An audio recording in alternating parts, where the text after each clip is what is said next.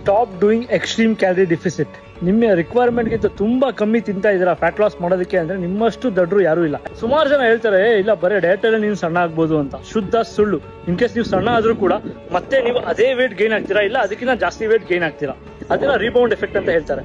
3 ಹೊತ್ತು ಊಟ ಮಾಡಬೇಕು. ನೀವು 1,500 ಕ್ಯಾಲರಿ ತಗೋತಿದ್ದೀರಾ ಅಂತ ಅನ್ಕೊಳ್ಳಿ, ಅದ್ರ ಜಾಗದಲ್ಲಿ 500 ಕ್ಯಾಲರಿ ತಗೊಂಡ್ರೆ ಯಾರ ತರ ಸಣ್ಣ ಆಗಲ್ಲ. ಲೈಕ್ ಮಕ್ಳಿಗೆ ತಿನ್ನೋಷ್ಟು ಫುಡ್ ತಿಂದ್ರೆ ಯಾವ ಅಂಶ ತಾನೇ ವೇಟ್ ಸಣ್ಣ ಆಗಲ್ಲ, ಹಾಗೆ ಆಗುತ್ತೆ. ಅದರಿಂದ ಆಗೋ ಡ್ಯಾಮೇಜಸ್ ಗಳು ಹೇಳ್ತೀನಿ ಕೇಳಿ. ಫಸ್ಟ್ ಡ್ಯಾಮೇಜ್ ಫ್ಯಾಟ್ ಲಾಸ್ ಇಂದ ಮಸಲ್ ಲಾಸ್ ಜಾಸ್ತಿ ಆಗುತ್ತೆ. ಸೆಕೆಂಡ್, ನಿಮ್ಮ ಮೆಟಬಾಲಿಸಮ್ ಸ್ಲೋ ಆಗುತ್ತೆ. Third, hormonal imbalances.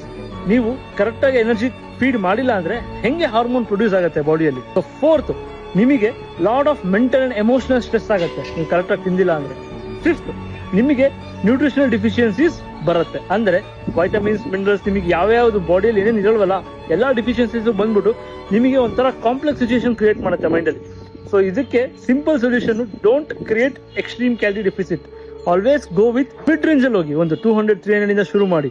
Based on your progress slowly cut down. Transformation journey marathon ತರ ಆಯ್ತಾ. ನೀವು ಎಷ್ಟೇ 3 ತಿಂಗಳು 6 ತಿಂಗಳಲ್ಲಿ ಮಾಡಿದ್ರು ಕೂಡ you have to sustain, you have to maintain. ಅದಿರ್ಬೇಕು ಅಂದ್ರೆ ನಿಮಗೆ ಪ್ರೋಸೆಸ್ ಅರ್ಥ ಆಗ್ಬೇಕು. ಅರ್ಥ ಆಗಕ್ಕೆ ಟೈಮ್ ಆಗುತ್ತೆ. ಸೊ ನೀವು ಫಾಸ್ಟ್ ಆಗಿ ಮಾಡಿ ನಿಮ್ಮ ಆರೋಗ್ಯನ ಹಾಳು ಮಾಡ್ಕೋಬೇಡಿ.